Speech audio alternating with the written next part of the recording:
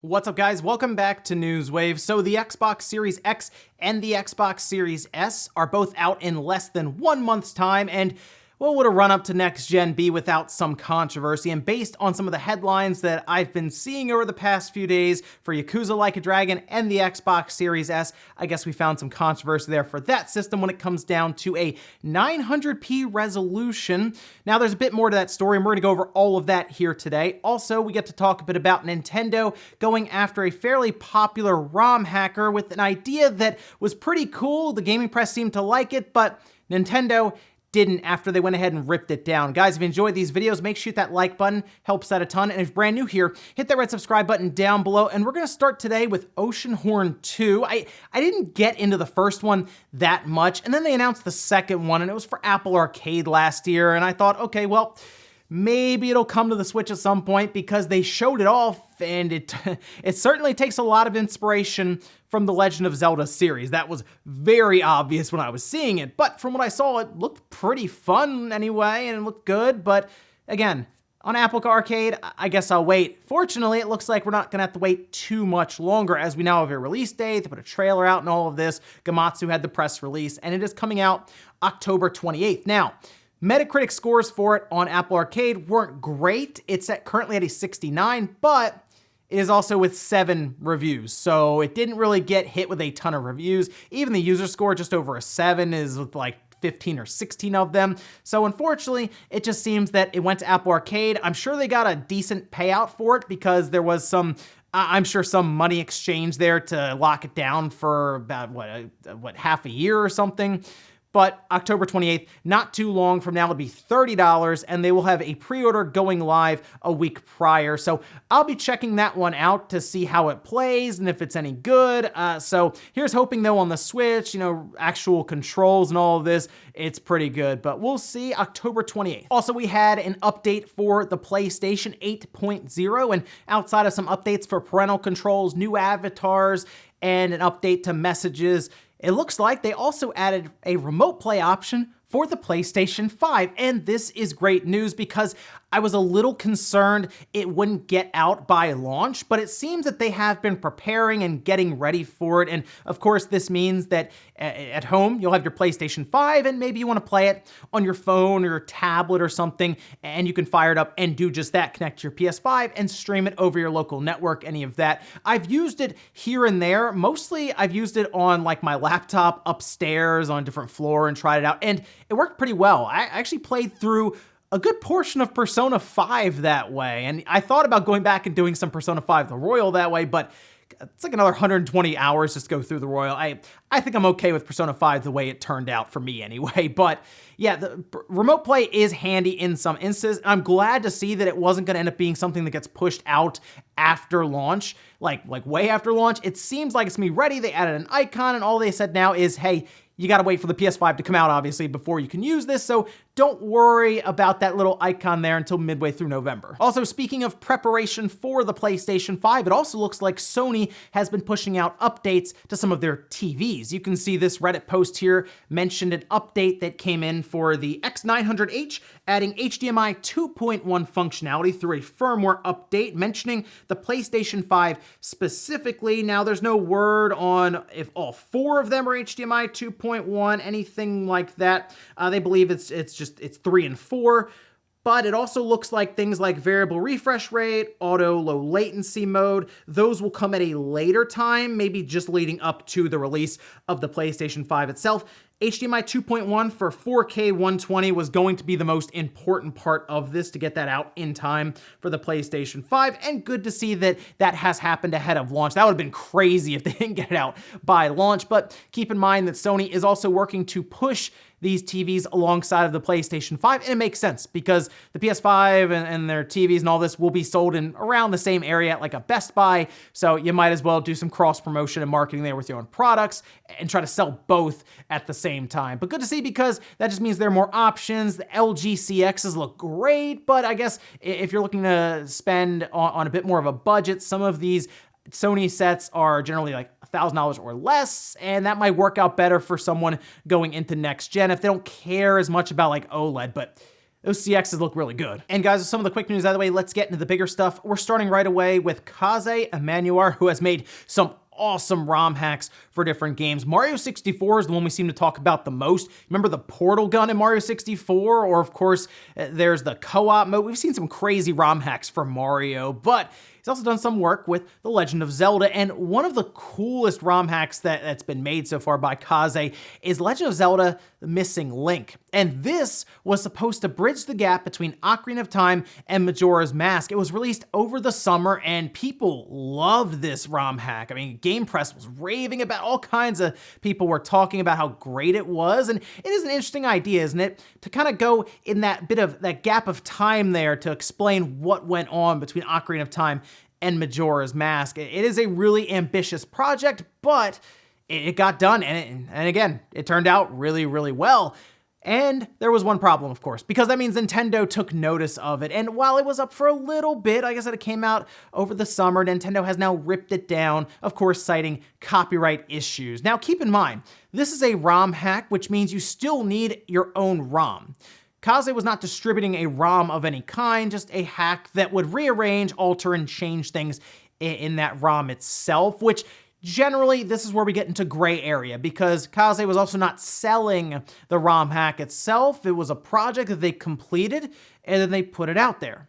And that was kind of it. But we know Nintendo. They don't like ROM hacks. They don't like people messing with their IPs, the assets, any of that. So after seemingly sending in a complaint to GitHub, this is what was in the place of Legend of Zelda: Missing Link. The copyrighted works are the video games in Nintendo's Legend of Zelda video game franchise, including without limitation the audiovisual works, storylines, characters, and imagery in The Legend of Zelda: Ocarina of Time, Legend of Zelda: Majora's Mask, and others. Nintendo has reviewed the reported material and does not believe it qualifies as a fair use of Nintendo's copyright-protected work. And I saw Kaze took to Twitter, is it worth going to court, right? That's what they're asking. And I would say, unfortunately, no, because I have seen Nintendo be very petty when it comes to this kind of stuff. As in, they will drag out the court process, the system, as long as they can. They'll appeal. They would fight for a decade if they had to win and try to dry up opponents' money, all of this. They really, Nintendo will roll with this for a while. I don't think it's worth fighting over for something that, while it was a ton of work, people got a lot of enjoyment out of it. And let's be real, it's still out there, I'm sure. Like, people will still distribute it outside of GitHub, and it probably won't ever actually go away. It's more a shame because this will stifle creativity, where maybe Kaze looks around and says, is it worth going back to something like Legend of Zelda? I have these really cool ideas, but is it worth getting in trouble with Nintendo over? That is a shame, because that is a really cool idea to do the Missing Link. What else they could have come up with? And we've seen some cool things from them with Mario 64. And at times, I know Nintendo, sure, in terms of the law, they'd be in the right, but at times, it's in that gray area, and I'd like Nintendo to just go, you know what? We'll let this one skate. Like just a few times, Nintendo, come on. But yes, unfortunately, it looks like Missing Link is now gone. It's missing, and we'll see if anything comes of this. But I would say Kaze, unfortunately, should probably just kind of move on from this one, because, like I said, Nintendo, they don't mess around in the courtroom. Although I will say, I am interested to see if fair use could be argued for a ROM hack. That is something that I would like to see if that would hold up in court. But keep in mind, if it doesn't hold up in court and it's ruled against, then all ROM hacks would be at risk at that point, because fair use would not protect them at all. Next up, let's talk about Yakuza Like a Dragon. It's a game I'm looking forward to quite a bit next month when it arrives, of course, on the launch of the Xbox Series X and the Series S. I'll be picking it up right away with the console, be playing it on the Xbox Series X. But we have resolution and frame rate numbers now for both. And I think most people understand with the Series X, it's 4K 30. And if you want a performance mode, it's 1440p 60. Now, some will say, why isn't it 4K 60? Well, that would be the Dragon Engine. The Dragon Engine, unfortunately, beats up systems quite well.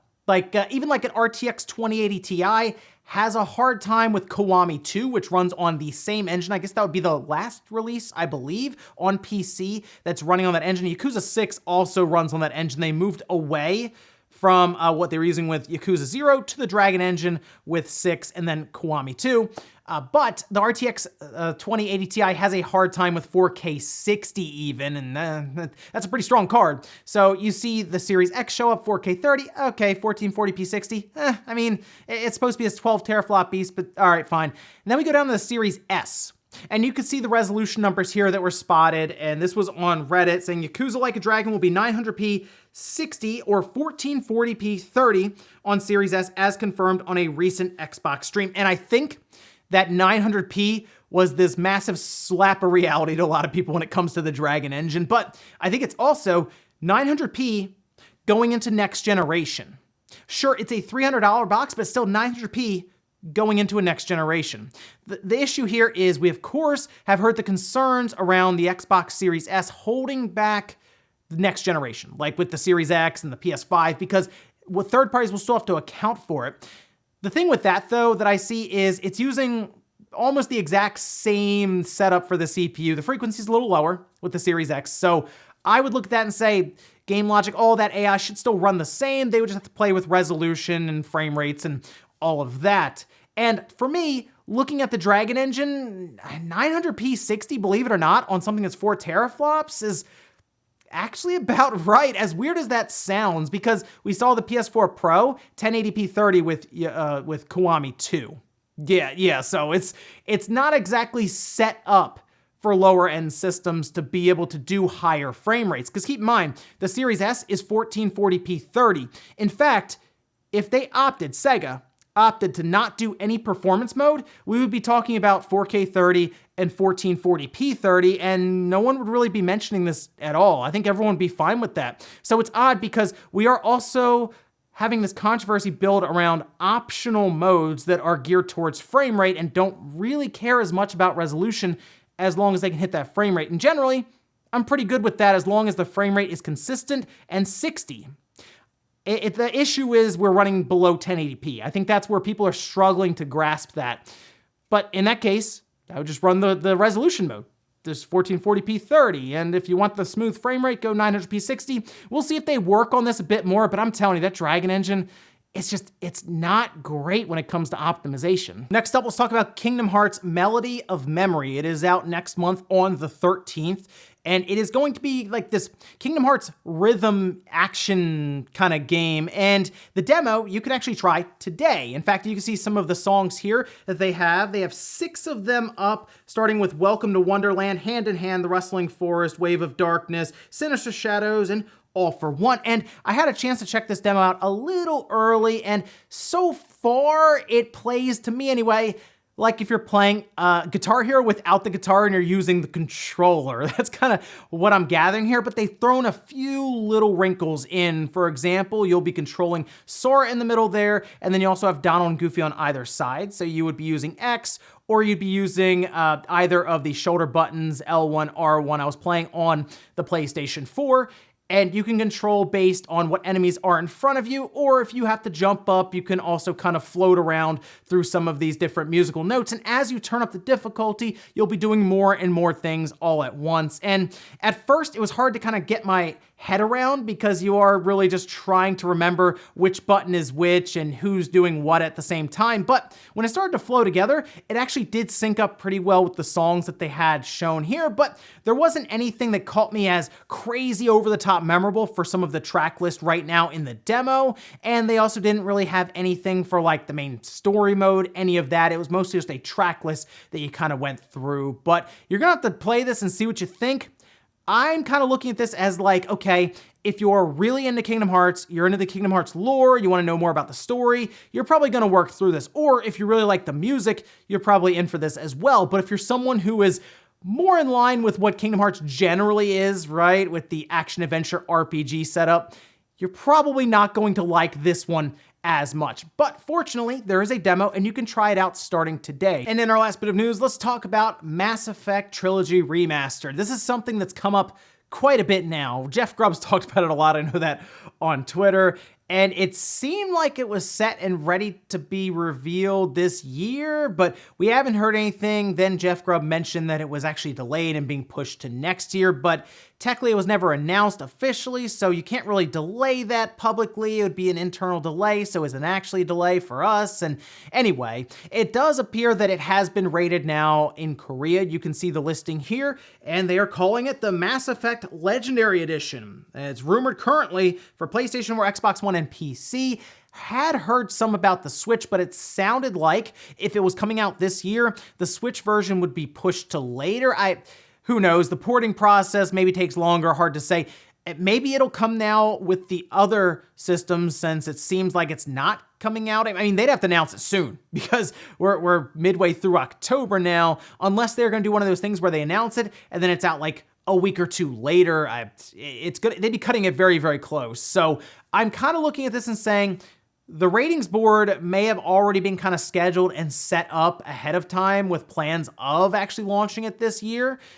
But with things that are going on in the background now, remote work, all of this stuff, they decided maybe next year. So while I was hoping that this would kind of point towards a surprise announcement soon and release towards the end of November or even the beginning of December, I'm still kind of leaning towards them having this set up for like the beginning of next year. Could be a January or February release, and who knows, maybe that means that also the Switch version will be ready to go at launch as well. I think that makes the most sense because they should get, I would say, pretty good number of sales from the Switch. Portable Mass Effect 1, 2, and 3. Like that seems like easy, for me anyway, easy money, right? You're just printing money at that point. Put it on all the platforms you can, get it out there, and try to make us forget about Mass Effect Andromeda. And we'll finish up with a comment of the day, as you're seeing here. This is from Matthew Hammond. He says, I have a feeling Microsoft will start selling Surface computers at GameStop and Office 365 cards. I will tell you, I don't doubt that GameStop will try anything and everything to stay relevant. It seemed like they're in a bit of a panic mode over the last, I would say, half a year minimum, right? Where they're just scrambling, trying to figure anything out. Like, especially since the beginning of this year, they've been all over the place. I think this deal with Microsoft is setting them up at least in the right direction, but there are still some other things they need to figure out. I think online trade-ins will be good if they can get that figured out. It is tough though, because there's a lot of trust in the person, the customer, who's shipping you the games, and there's trust on the other side with the customer to the corporation. That's tough. But getting to a point where they could maybe be selling Surface tablets, Surface computers in store on launch day when they come out, because then they can also get trade-ins towards them. There's a lot of really cool things they can do, and I do think this partnership with Microsoft will continue to advance going forward with more and more things happening. I think this makes a lot of sense for Microsoft as well, because then they don't have to worry about managing a bunch of Microsoft stores. They can just work off of GameStop and all the locations they already have. They walk in, they plant some of their product there, and boom, they have like this little section in each GameStop. It's basically a Microsoft store. And ladies and gentlemen, that's gonna do it here for Newswave. Enjoyed this video, guys? Hit the like button, really helps out. If not, hit the dislike. Leave comments down below about everything we talked about today, whether there's Kaze, Emmanuel, and Zelda Missing Link. Did you get a chance to play it? And is it kind of a shame that Nintendo decided to rip that one down? Or hey, maybe you're thinking, well, it's Nintendo's properties, they're gonna do what they want with them. And then what do you think about Yakuza Like a Dragon, Xbox Series S, 60 frames per second, but 900p? Does that resolution frustrate you, annoy you, surprise you even going into next generation, it being under 1080p for the Xbox Series S? Let me know what you think about that whole situation as well, guys, down below. Thank you so much for watching, and I'll see you next time.